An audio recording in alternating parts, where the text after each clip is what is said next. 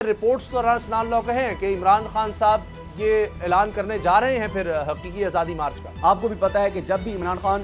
کوئی فیصلہ کرتے ہیں، اگر وہ پہلے وہ چیز سامنے آ جائے تو حکومت اس کو کاؤنٹر کرنے کے لیے اس کے اوپر کام شروع کر دیتی ہے۔ جس طرح آپ دیکھ رہے ہیں اسلام آباد میں اب جو ماحول بنتا چلا جا رہا ہے، تو اس کا مطلب ہے رپورٹس تو رسنان لوگ ہیں کہ عمران خان صاحب یہ اعلان کرنے جا رہے ہیں پھر حقیقی آزادی مارچ کا۔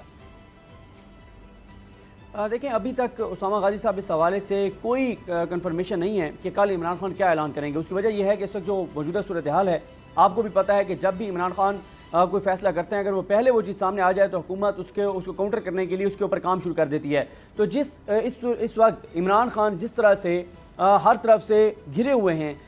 ہر طرف سے ان کو گھیرا ہوا ہے بہت سے لوگوں نے، اور جس طرح سے ان کے اوپر حملے ہو رہے ہیں، جیسے ان کے اوپر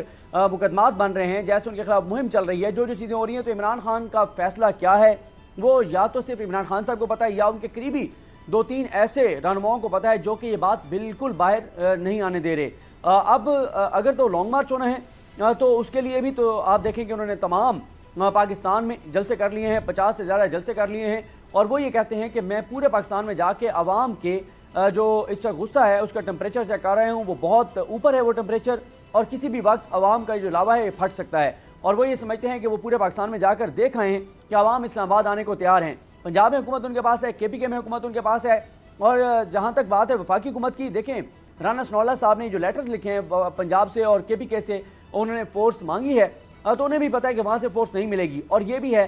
کہ ہم ایک بڑے آئینی بحران کا شکار بھی ہو سکتے ہیں، وفاق اور صوبے آمنے سامنے ہو سکتے ہیں اگر عمران خان لانگ مارچ کا آغاز کرتے ہیں،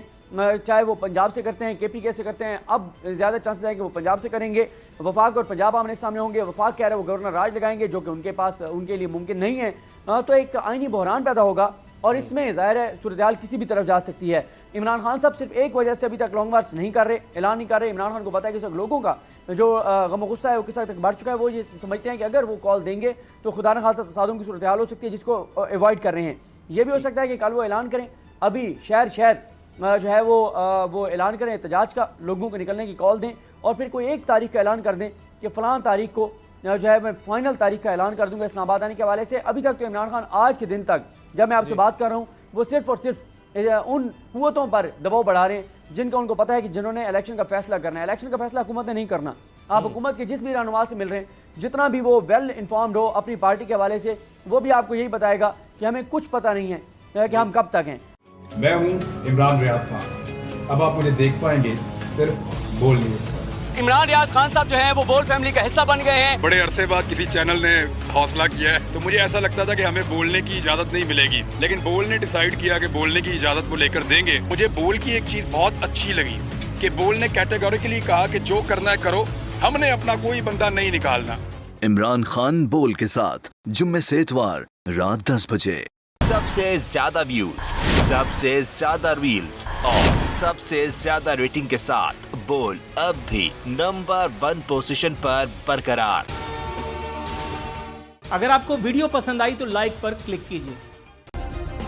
سبسکرائب کریں اور بیل دبائیں تاکہ کوئی خبر رہ نہ جائے۔